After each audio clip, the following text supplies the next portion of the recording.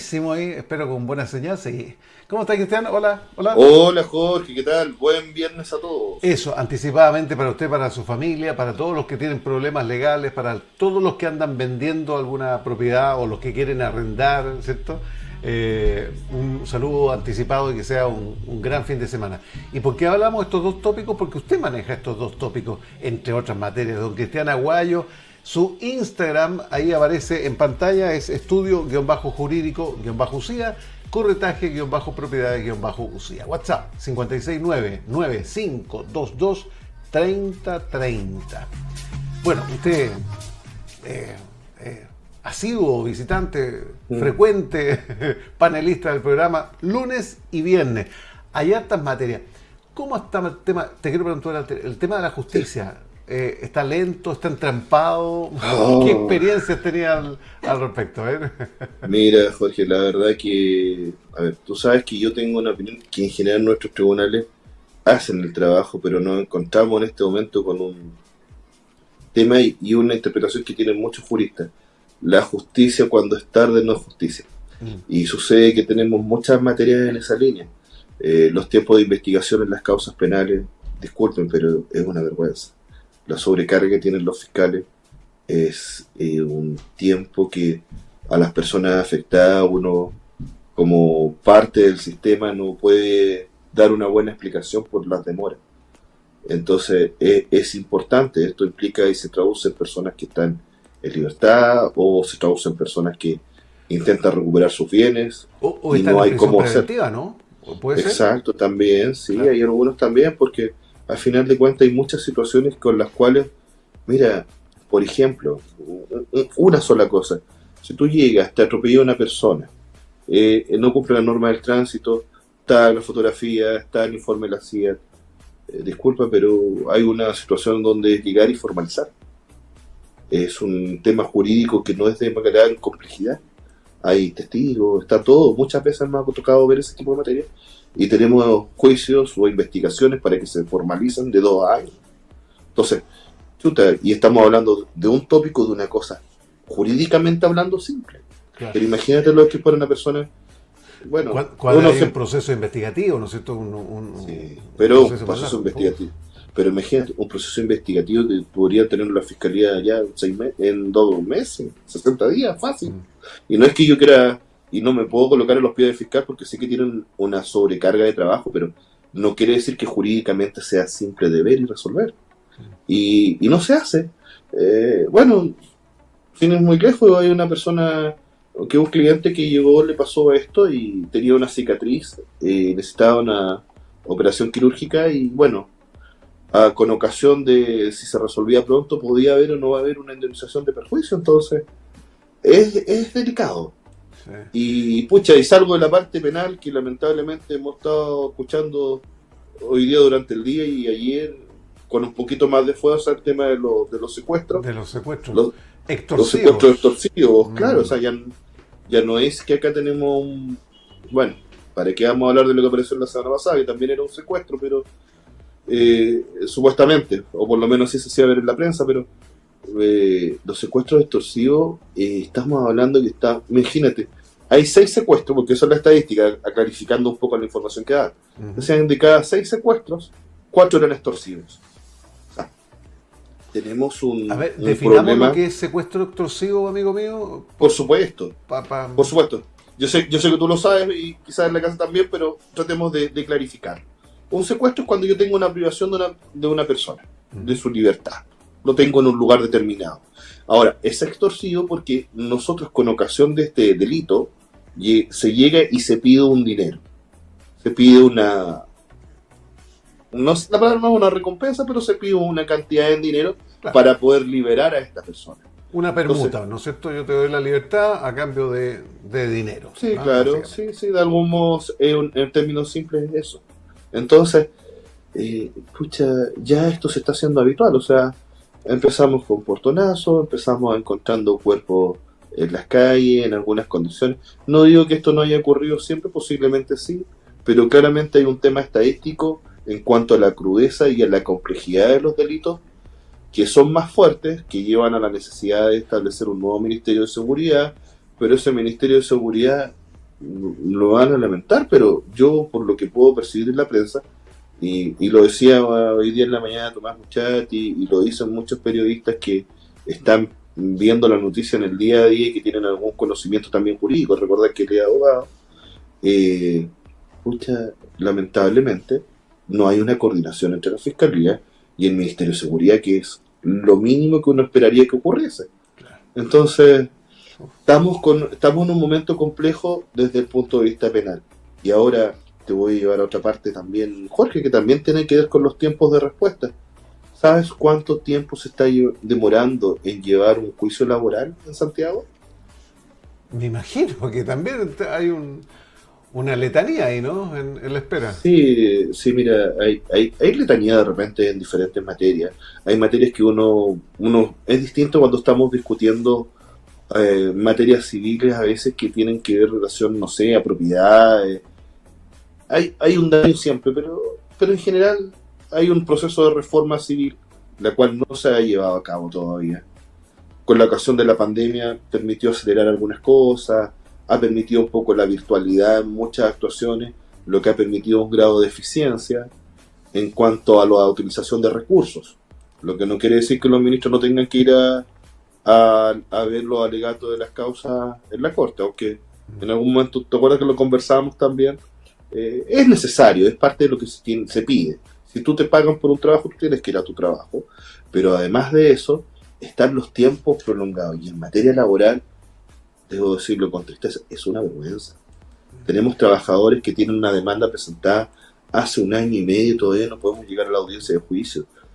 Con todo lo que implica para la recompensa, indemnización, para cerrar el tema, para tener unas lucas, ¿no es cierto? Porque se corta todo, digamos, ¿eh? Mire, bueno, se cruza la información porque si tú te das cuenta tenemos una tasa de desempleo que ha ido subiendo, por lo tanto son personas que posiblemente, y la mayoría no han encontrado trabajo. El seguro de cesantía cubre hasta cierto punto, siempre que se hayan pagado las cotizaciones. Tengo un cliente que de hecho no le pagaron las cotizaciones, por lo tanto el seguro de cesantía no operó. Mira, no, es una secuela. Disculpa una pregunta tan cándida puede ser, ¿ah? ¿Y tú no tenés derecho a pataleo aquí como falta de respuesta jurídica al Estado? ¿Yo puedo dar alguna seña? Claro que ese juicio, si es que yo le hago un juicio de ese tipo, se va a demorar 4 años más. No, mira, hay una cosa que en realidad son herramientas jurídicas que en general en estas materias no se estila a utilizar. Pero de hecho nosotros como estudio la próxima semana vamos a presentar un recurso de protección por denegación de justicia. Porque, como te comentaba, la justicia cuando tarda ya no es justicia, porque acá tengo una situación, mira, a una de las personas, están a punto de rematarle su casa. O sea, y la solución que tiene es derivada de una situación laboral en la cual él cumplió con toda su parte y donde el Estado le encomienda por intermedio de los tribunales de justicia conocer de esta materia y pronunciarse lo antes posible. Pero mira el sistema laboral cómo está. Se crea la ley Karim, no se crean más fiscalizadores, o si se llega a incorporar no son suficientes. Tenemos un taco en la entrada. Las audiencias de mediación para poder avanzar en materia laboral, muy lento. Salimos de ahí, logramos tener nuestra acta de mediación, nos vamos a presentar la demanda a los tribunales, a lo menos acá en Santiago, y tenemos audiencia para 7, 8 meses más. Después tú llegas a la audiencia, te cambian la fecha porque no tienen capacidad para poder cubrir y dar audiencia a toda esa materia, y vas a otra. Y al final estás teniendo un juicio laboral que se podría demorar, y que eran nuestros tiempos de respuesta no hace tanto tiempo, te estoy hablando 1 año atrás, 2 años atrás. Teníamos durante un máximo 1 año, teníamos un juicio laboral completo, de punta a punta. Ahora, ¿qué es lo que ocurre? Nos estamos encontrando que vamos a tener juicios que se nos están demorando 2 años. Eso, cuando tú tienes un sistema que funciona y deja de funcionar, es una luz roja gigante y nadie se hace cargo. ¿Y esa recarga, ese trabajo atrasado, es producto, porque siempre se habla, ¿no es cierto?, de la pandemia y todo lo que sucedió ahí, o hay algo más? ¿O a partir de ahí ya se ralentizó todo el sistema? Mira, a mí me parece en principio el Poder Judicial llegó y se tuvo que adaptar rápidamente al tema de la virtualidad, lo que ha sido muy útil en cuanto a la utilización de recursos, pero y de hecho permitió dar respuestas relativamente a tiempo, bastante bien. Yo creo que tiene que ver más que todo con el fenómeno de nuevas materias que están conociendo también los juzgados del trabajo. La misma materia. Hoy día tenemos Ley Canini y hay muchas demandas presentadas por esa temática, por vulneración de derechos laborales. Entonces, tenemos una sobrecarga. Se piensa, se considera que hay una necesidad, pero no se abarcan todos los aspectos. O sea, hay un compromiso por parte del Estado que se va a crear un juzgado laboral más en Santiago. Y aquí estamos. Y eso no fue hoy día. Ahora, y además, dime, ¿qué posibilidades hay que eso llegue a ocurrir en este...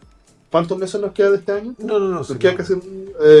porque las elecciones y todo. Entonces, al final, se va perdiendo el foco y la sensibilidad. Ayer el presidente decía que, cuando estaba en La Ventana, en una entrevista hablando sobre seguridad, que las cosas no bastaban con palabras grandilocuentes. Estoy de acuerdo, no basta con eso. Pero acá todos tenemos que hacer algo. Y no solo en materia de seguridad, que es importante. Pero ¿cómo está la seguridad y el bienestar de nuestros conciudadanos si no le damos las herramientas mínimas para que puedan conocer sus materias los jueces? Hay materias que son simples, así como que se creó una fiscalía especial para cierto tipo, o una unidad especial para ciertos delitos. Uno, que funcione. Dos, que los recursos no sean para salir a pasear y que hagan la pega. Qué complicado, qué complejo todo el escenario, Cristian, porque en definitiva lo señala, ¿no es cierto? La justicia, cuando tarda mucho, ya definitivamente pierde el sentido, ¿no es cierto?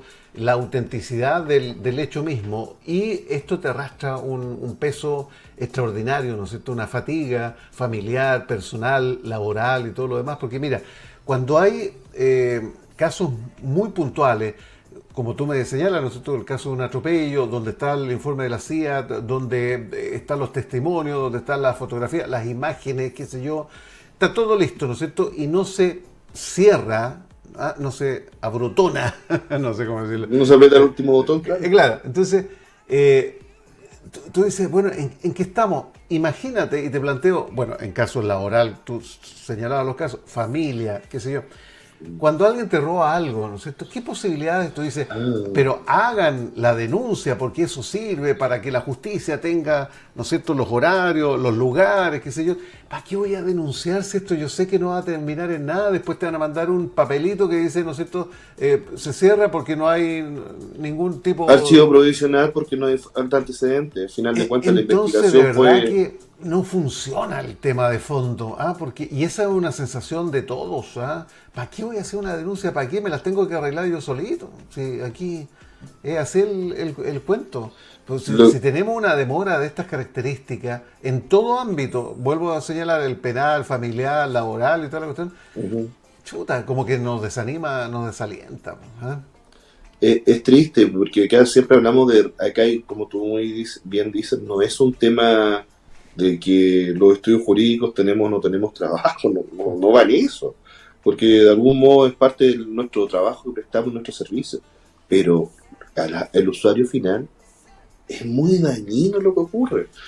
Ahora que tú mencionas los juzgados de familia, pucha, los juzgados de familia tienen una lógica bien noble, y en principio está en ayudar a las familias en sus diferentes conflictos que tengan, pero ¿qué ocurre? Llegan y para evaluar o no evaluar mandan a los niños a una OPD o a una fundación, las cuales están sobre reventados, donde se tienen que tratar a niños, y estos niños vienen a atenderlo una vez al mes, 2 veces al mes, y esos niños podrán mejorarse, podrán estar bien, podríamos tener la tarea de poder cumplir como sociedad. Pucha, no, la reforma procesal civil habla sobre varias instancias de mediación y celeridad respecto a algunas partes de los procesos y la implementación de oralidad en las materias que se permite, pero no se ejecuta. Entonces, parece que de todos lados tenemos síntomas en esta sociedad, en este país que queremos todos, que se llama Chile, y necesitamos una pequeña revisión, necesitamos un ajuste, necesitamos apretar algunas tuercas. Es necesario fomentar la mediación, por supuesto. Es necesario fomentar la oralidad también. Es necesario tener jueces también. También es impresentable que los juzgados civiles tengan 3/4 de las causas que son de cobranza judicial y las personas que son beneficiadas con ese gasto por parte del Estado son empresas y no tengan un mayor costo. Y es parte de la reforma, o sea, crear tribunales de cobranza para llegar y liberar a los tribunales para que conozcan las otras materias y estas materias, pucha, los gastos que eso implique los tengan que financiar quienes ejecutan. Estamos hablando de gente que se dedica a hacer un negocio con el tema de prestar o no prestar dinero, financiar un vehículo, etcétera, y el costo que les sale la cobranza judicial es cero. En otros países ellos tienen que pagar, porque al final de cuentas tú no pagas por la justicia, pero sí pagas por un servicio, y ese servicio que reciben las empresas es muy distinto. Sé que quizás suena un poco impopular, mis amigos empresarios, yo sé que los quiero mucho, me ayudan y también ayudan a mover este país, pero ojo, hay alguna cosa que tenemos que ir ajustando en la carga a todos y también colocar las herramientas. Muchas veces son soluciones más de voluntad, Jorge. Muchas veces tiene que ver con un tema de voluntad y la voluntad política y también de los funcionarios públicos. Pucha, necesitamos de todos acá. Oye, bueno, valga todo lo que hemos dicho, digamos, porque son sentimientos que nos afloran y que entendemos. Tú en particular, ¿no es cierto?, sabes muy bien esta realidad porque las vivencias hay en los juzgados y todos en los trámites, que se en los procesos. Oye, estas son decisiones políticas también, ¿no es cierto?, no solamente de leyes, también son situaciones políticas. Y a propósito de política, así como Pulso Ciudadano ya emitió una encuesta que señalaba que Janet Jara estaba a la vanguardia, digamos. Voy a hacer un paréntesis aquí, pero que salió esta Black and White en el día de hoy y viene a reafirmar lo mismo.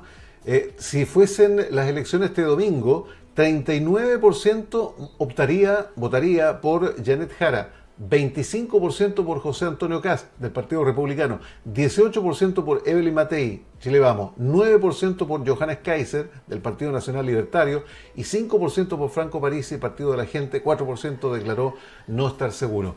Eso en el ámbito de la política, la última encuesta de Black and White, a propósito también de algunas declaraciones, ¿no es cierto?, que tuvo Johannes Kaiser, el libertario, anoche, ¿no es cierto?, en Mega, señalando que estaría de acuerdo, digamos, en reafirmar, digamos, el que exista, digamos, o que haya otro golpe de Estado si se dan las condiciones necesarias para eso, con todo lo que implica, ¿no es cierto?, la carga política de muerte, desaparecido y conflicto interno de un país, ¿no es cierto? Esto también trajo varias trifulca política, Sí. gente que se ha distanciado y gente que le ha encontrado la razón. Tú sabes que siempre hay polarización en esta materia de la política. Quería dejarlo porque es parte también del tema político Bueno, contingente, amigo bueno, mío. como todos sabemos, todo es política. Sí. Y claro, uno podrá ser más afín a una posición o a otra, pero mira los fenómenos sociales que van ocurriendo.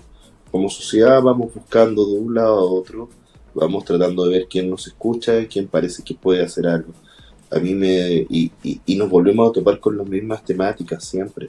A mí me molesta mucho. Hoy día, el día de hoy, el presidente de la República, hoy día el ministro de Educación, hoy día tienen herramientas para empezar a mejorar los índices de agresividad en el tiempo. Yo sé que no se van a llevar quizás las flores hoy día ni los aplausos, así como lo que pasa con los radicales. Yo no sé, pero cuando Pedro Aguirre Cerda dice que gobernar es educar, Ujú. chuta, a mí me toca el alma porque yo llego y veo a los chiquillos en los colegios que nadie sabe quién es el rector, los chiquillos no se logran entender entre ellos, los profesores como uno contra otro, cuando, pucha, hasta hace algunos años, por lo menos creo que en la época que nos alcanzamos a educar nosotros, siendo que no somos tan viejos, pasando el dato, creo que nosotros por lo menos entendíamos esa unidad y el bien común apuntando en la unidad educativa al bienestar, a que no fueran lugares inseguros, con menos violencia, y donde los profesores también tenían súper claro el rol que ellos cumplen, que es educar cuando los papás no están. Por eso los papás llevamos a nuestros hijos al colegio, porque tienen que recibir una formación académica, pero también en alguna medida y en lo que se pueda, ayudar a educarlos a que sean buenos ciudadanos el día de mañana. Y cuando fallamos en eso, que es una punta del tema, hoy día eso quizás no sea lo más popular, Jorge.